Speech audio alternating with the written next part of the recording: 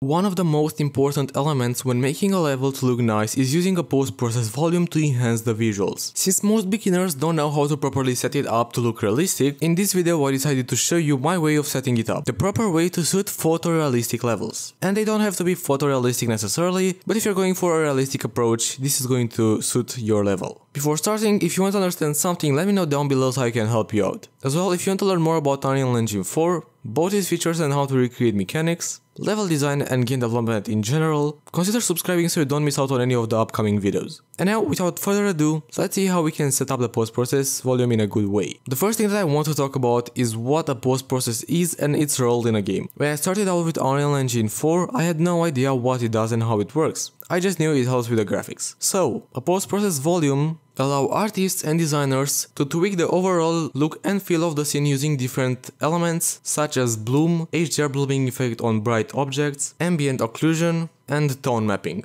And it's not only the artists and designers who can use the post-process. In fact, Epic made the system inside Unreal Engine 4 so easy that everyone can set it up real quick. Using a post-process will make it very easy to get the perfect mood for your levels and scenes. Of course, I am not saying that having a post-process will magically make your levels look AAA or instantly get the right mood. There are a lot of other elements you have to combine with the post-process to make it look just right. And those elements can be exponential and atmospheric fog, your lighting setup, and the sky sphere. But that's a topic for another video. Let me know down below if you'd like me to discuss those in another video as well. Okay, so now that we know what a post-process is, let's discuss some of the most common things you'll find yourself tweaking when playing around with it. Obviously, almost every time you'll have to change the values from the color grading and color correction. This is one of the most important features, if not the most important, that the post-process offers us. As a general rule, you will usually have to play around with global saturation, contrast, gain and offset. But there are also individual options for shadows, midtones and highlights. There's also a neat feature to make this very dynamic and easy to customize, but we'll talk about it a little bit later. After the color grading, the most impactful settings are the lens effects. Here you'll find depth of field, bloom, exposure, chromatic aberration and so on. I'm not going to get in depth with these because I'm going to explain each one and how to set it up later in the video. And the last things I usually tick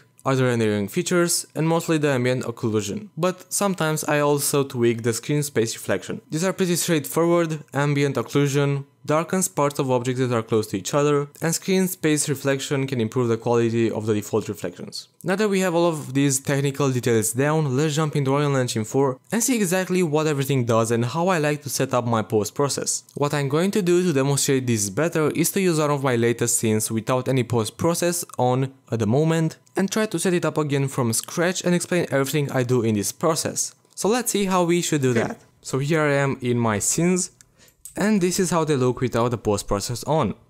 So you can clearly see that this is not very attracting or appealing to the eye. And let's analyze a little bit this scene. So you can totally see that the composition is pretty good, right? But this just does not look right. There's too much white in the scene. There's no contrast between the lit areas and the shadows. You can see the exposure being messed up. And there isn't really anything interesting in here.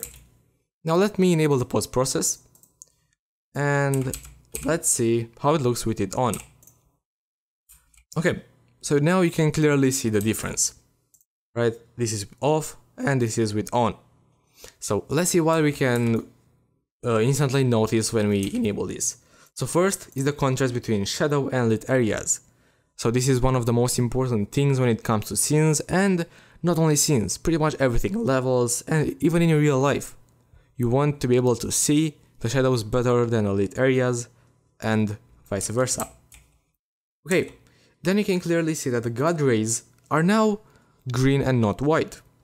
Or the green is more intense, and here the blue from the fog is more intense as well. So you can clearly see that there's a difference between the God rays and the fog. Okay, then you can also see the saturation on this vegetation and on this tree. So this is there is more saturation in my scene. That means that the colors are popping out more. Then you can also see a dirt mask on the screen. So you can see these little particles. They look like they are floating around, just like dust or anything like that. There's a dirt mask. Then there's the bloom, which makes my sun look like an atomic explosion. Okay, and let's see what else is in my scene going on right now. There's also blur right here, in the background. There's a lot of blur going on, so you cannot see the parts of the scene where the details are missing, right? So there isn't anything going on in here, and that's why we have to make sure that we somehow stop the player from seeing that part. Okay, and I believe that is pretty much everything in here. There's also some ambient occlusion. You can see here in the vegetation. If I'm going to disable this, you can see that there aren't any shadows in here. But if I'm going to enable it, you can see the shadows between each vegetation. Now before going on and trying to remake this from scratch and showing you everything and why I do it, let's go on into another scene and see how it looks. Okay, so let's enter this one, and as well this has no post-process on. It's currently disabled, so infinite extend is disabled. And let's take a look and analyze this as well. So there isn't anything spectacular going on in this scene. Once again, there's almost no contrast between shadows and lit areas. The exposure is really bad, and there's a lot of white going on in the scene just as well. The saturation is off, right? Everything looks dull, boring, and it isn't very appealing to the eye. Now let's enable the post-process and see how it looks now. So the first thing that you can notice is the vignette effect. Here at the edges, you can see that there's something that is dark and goes normal in the center. That's the vignette. Then you can notice the saturation. It's a lot better now. And also the contrast between lit and shadow areas. And then there's also the dirt mask once again here at the edges. The bloom effect making our sun pop out and look really nice. The Gaussian blur that blurs the sky and these trees right here. And then pretty much everything that is going on in the other scene. And that's the reason why my way of making post-process usually works for everything, for every realistic scene. Doesn't really matter what mood you want to get, it's only a matter of editing the values properly, but the rest is almost the same. So once again, off, on, and it just makes this look a lot better than default. And I also think I've got some lens flare, but they aren't really that visible because usually lens flares aren't that great in scenes or levels. Okay, now let's go in the first scene. Let's delete the post-process and let's try to recreate this from scratch. So post-process, and the first thing I like to do is to enable infinite extend, so it doesn't matter where I am in the scene, the post-process is going to take effect on my character. Okay, now let's close everything down and let's see what we first want to edit. Let's first go to rendering features, because this is the easiest and it doesn't take much explanation. So what you can do in the ambient cube map is to have here an image. So let's see if I can find mine. I think it's this one. So the difference isn't that big, right? You can also have the intensity, increase the intensity, as you can see, but the difference isn't that much, but it's significant in the end result. Then what we have to do is to go in the ambient occlusion and set the intensity to 1. So now we can already see that this is looking a lot better because there is shadow in my vegetation, which looks a lot better and a lot more realistic as well. And one thing that you can do is to go to the screen space reflection. If you have reflections and you want them to look better, you can change the quality from 50 to 100. But since I don't have any, I won't do that for my scene. And then there's also here for MISC a screen percentage, and this is how good or bad the scene looks on the screen. So let me show you what I mean by this. This is how it looks with 100. And if I turn this down to half, that means 50. This is going to look a lot worse. It's going to look blurry, right? It looks like a low resolution screen. I'm going to turn this up to 200, which I don't recommend doing, or do not go up higher than 200. Right? You can see this is now really crisp. You can see the details, right? But once again, do not go higher than 200. And I usually recommend to have this by default on 100. Nothing more than that. Okay, let's close the rendering features. We don't need this anymore. And let's open the lens tab. Here we are going to start with something easy, that being the vignette. So So let's see if we can get a right value for this scene. So what I'm going to do is just to drag around the vignette and see if I get a good result. So I think somewhere around here, 7.0.76 is just the right amount. It doesn't darken too much, but it's still there, you can definitely notice it. Then there you have grain jitter and grain intensity, but I don't really like this in my scene, so I'm not going to change them. Then let's go to bloom. In this scene, it's not going to be that significant, right? Because the sun is already kind of looking like an atomic explosion. But I can turn this down, turn this up a little bit, just so it looks better. So I think somewhere about 2.3 and changing a little bit the threshold, right? If I'm going to go back to default values, you can see that there isn't much of a difference. Just a little bit in brightness. This usually helps with emissive things such as materials or light. And mostly you can see the difference in the fog, because I have volumetric fog, right? So if I go back to 1, you can see that the volumetric fog here is a little bit darker. But back to 2.3, this is a little bit brighter, but there isn't much of a difference. So I don't know, if you don't want to change this, you don't have to. But once again, this depends from scene to scene. If you have your sun popping right in front of your character, you may want to change this. Okay, then let's go to exposure. What I like to do here is to enable the minimum brightness and the maximum brightness and set these values to something static. That means that it doesn't change. So you have to, in order to do that, you'll have to set the same value for both. So let's say 0.5 for both. I think this is going to look good. So you can see this is looking good. It's not too bright and it's not too dark as well. You can see the details in the light and you can also see the details in the shadows. Now let's close exposure and then go to chromatic aberration. Now if you don't know what this does, let me show you. Right, so it splits the red, green and blue channels and gives you this dizzy effect. I usually don't like to go too crazy with this. I like to, let's say, put here 0.3, right? So it's just a subtle effect, not too much, because then it is going to look pretty bad, right? You can also change the start offset, but I don't usually do that. I keep it from 0. Then the next one is the dirt mask, which is going to add some dirt particles on your screen, but in order to do that, you will need a texture. So let's see if I can find mine. So, okay, I'm just going to get one I know I have in here, so the dirty lens. And currently you cannot see it because we need to set the intensity. And 8 is not going to be enough. You won't really be able to notice it, but if I'm going to go crazy with this and set 100, you can definitely see now there in the corner here at the top. If I'm going to multiply this by 10 again, you can now really see the dirt mask. It's literally everywhere on the screen. But if you're going to have this too high, it's going to pop out too much and it's going to be distracting. So I usually like to keep it somewhere about 20, 30, doesn't really matter. Just make sure that you have a value that doesn't distract the viewer from the main view. And then I don't usually change the dirt mask tint, just leave it by default there. Now let's close camera down and go to lens flares. Now sometimes I don't really use them because they can be distracting. Like for example, if I'm going to go with a crazy value here, somewhere let's say 8, you can definitely see them here popping on my screen. And it's not really that great, they are distracting, right? If let's say 200, you can definitely see now here these white patches.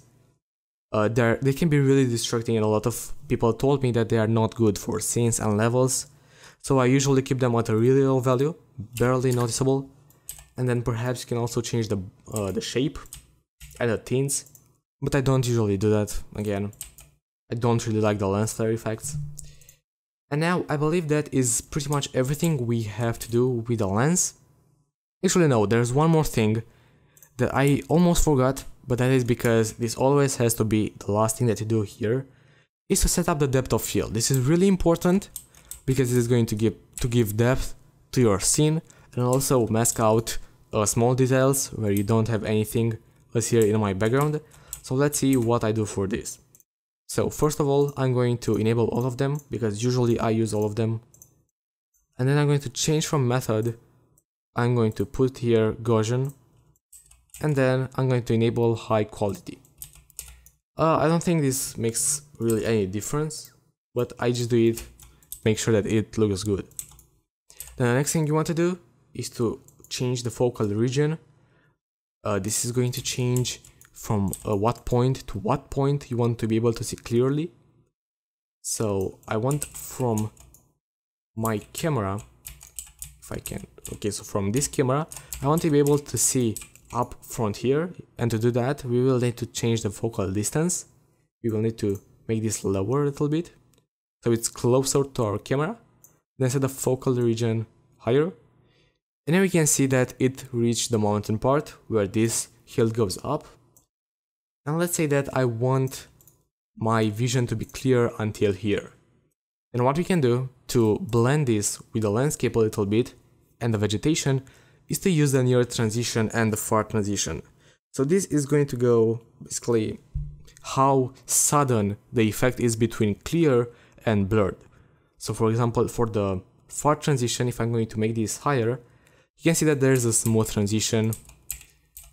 And even for my close blur, if I'm going to make this higher, you can see that there's going to be a smooth transition between clear and blurry. And for up close, I don't usually make this too faded, and that goes the same for the far blur. I like this to be sudden. And for the values, I usually put here 5 and 5 for both. I don't want this to be too blurry so that it makes it look ugly. So for instance, right now 5 is too blurry for the background, so let's set this to, let's say 2, and I believe that looks just right. And we are done with the depth of field. So this is going to add depth to our scene. From what point we want to be able to see to what point, we know exactly what our limitations to the viewport are. The next thing that we are going to do is to go in the color grading settings, then go to global, and here we will need to enable saturation and contrast. Then at the bottom, what we'll have to do, so for the bottom value, we will need to change this, not the red, green, blue, and the Y, that being the alpha. So for the saturation, we're going to change it to be 1.2, so everything is going to be more saturated, right? The colors are going to pop out more. And then for contrast, we are going to get 1.1. Now the vignette is going to be more noticeable, and also the difference between God rays and the blue fog. But this isn't looking quite good yet. There are some things that I'd like to change, but I don't really like to use the circle here with the pointer. So what I usually do is to set a custom lookup table. If you don't know what a lookup table is, but you want to know what it is, you want to learn about it and how to create one, there's going to be a card at the top right corner which is going to lead you to a video that I have already done about it, but also I'm going to create one right here with you in this video. So what we'll have to do is to play, get in the right position, and then type high res shot and save a screenshot with a desired resolution, for me 1920 by 1080.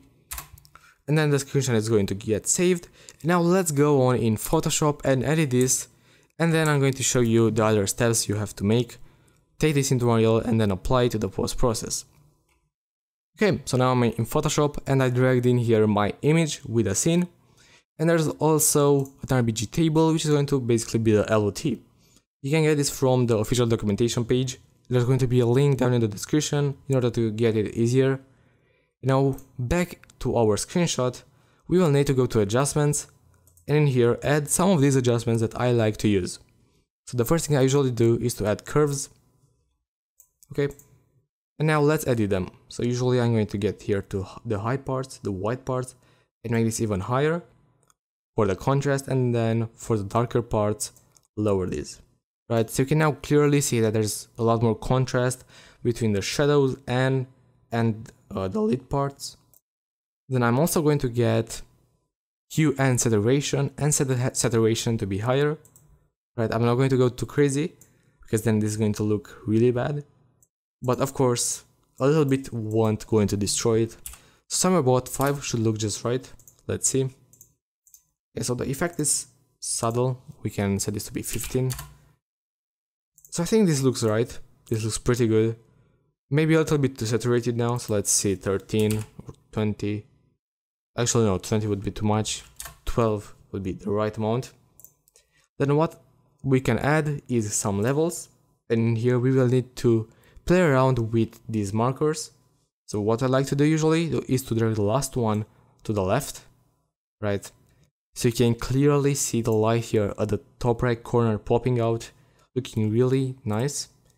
And then you can also go to exposure and set the exposure to be something higher, right? Okay, so let's see, not something too big so we don't destroy this. Okay, so just a subtle effect. And then for the levels as well, something pretty subtle.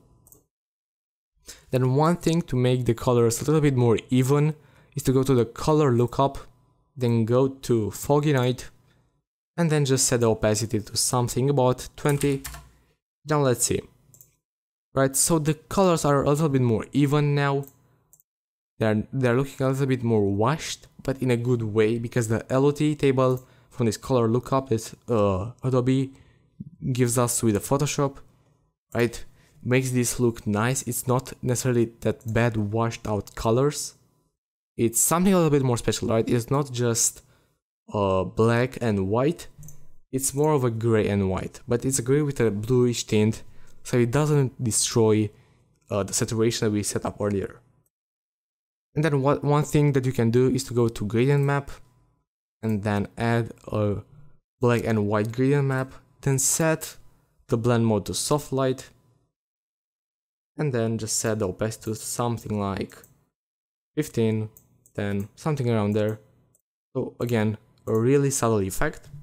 Now let's group all of these adjustments, drag the tab out, then just drag this group that we just created in the lookup table. Okay, and just to make sure that all the changes have been applied to the lookup table, we can disable the visibility, and you can see how this changes. Now we will need to save this as a PNG and then import it into Unreal Engine 4. Okay, back in Unreal Engine 4, here is my lookup table with a really weird name, because that's how I like to name my LOTs. What we will need to do is to go in the actual image, in the texture, then go to texture group, and here instead of world, let's go and choose color lookup table. And now the compression is going to be gone. It's going to look a little bit better, right? It's going to look smooth. Now what we have to do is go in the post process. Then I think we need to go to mobile tone mapper or film. Okay, so we cannot find it like this. Let's just search here for color lookup table. Let's see if you can find it. So here, color grading lookup table. We just need to drag and drop this in here. And now we can clearly see the difference. Let's disable it and re-enable it. So you can clearly see the difference between on and off. It's looking a lot better with this on. And what we can do to this is to also change how much we want this to apply to our current post process. So we have here a slider from 0 to 1. You can just play around with this value. If you don't want the entire thing to be applied, you can set something like 0.5, 0.8, whatever suits your scene. And this is pretty much everything I do for my post process. Nothing really else that I change in here. Sometimes I like to change my temperature to get something more hotter, right, or colder, but it depends on the mood you like, and also the tint. You can play around with the tint if you want something green or something purple, right?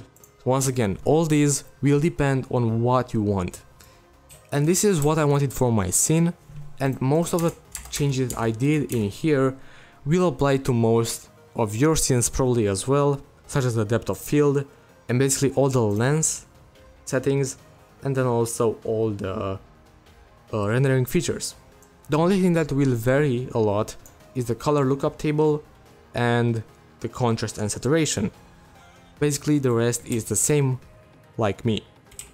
And that is about it for today's video. I hope that you found this tutorial helpful and informative, and if you haven't understood something, let me know down below so I can help you out. If you need further instructions for how you should set up your post process, also let me know down below and I'll try to help you out with that as well. If you want to learn more about Unreal Engine 4, both its features and how to recreate mechanics, level design and game development in general, consider subscribing so you don't miss out on any of the upcoming videos. If you wish to support me and get the project files from many tutorials I did in the past, and from many upcoming tutorials, you can do that over on Patreon for as little as $1 to support me and to be able to improve the quality of my tutorials. As well, this was a requested tutorial by Alberto Sanchez. I hope I pronounced your name right. So I hope that you managed to learn something from this tutorial, and I hope that it was helpful for you. And if you're kind enough, let me know down below. That being said, thanks for watching and I'm going to catch you in the next one.